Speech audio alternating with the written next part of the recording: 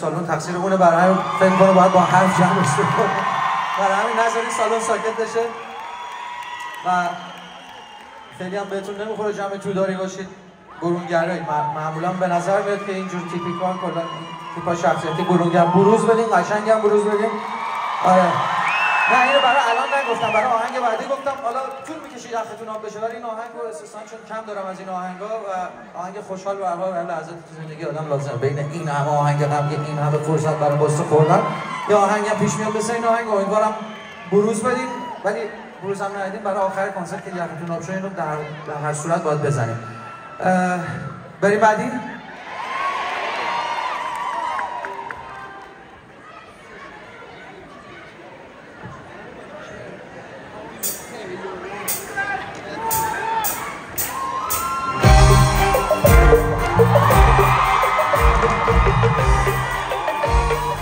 دست بزنید، دست بالا باشه منم ببینم.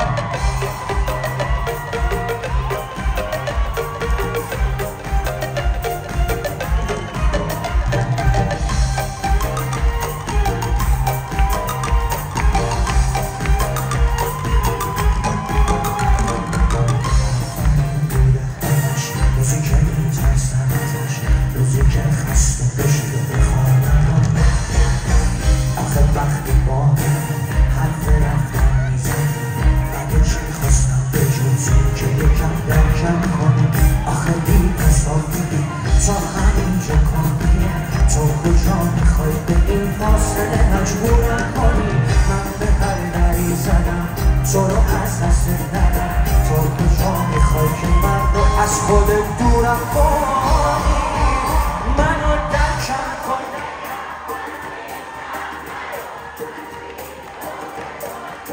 میشم از حسن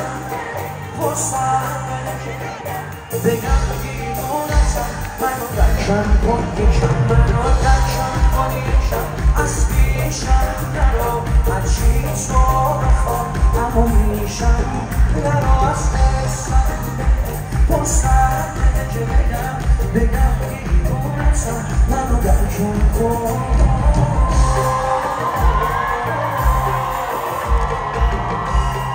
چه دست بزنید، دست رو بالا باشه منم ببینم.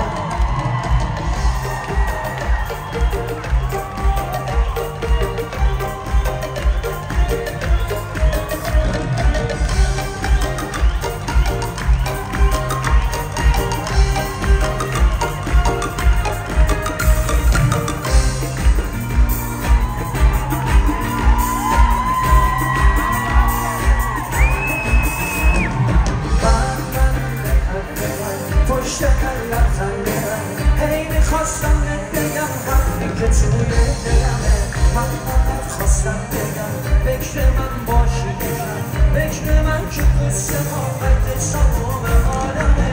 نمیشه دست کشید ازم، نمیشه دل برید ازم، نمیشه پنهونش کنم این حس عاشق بودن و کاش بدونی خستم و اینقدر بهت وابستم و اینقدر میگم که باور کنی احساس منو درکم کن.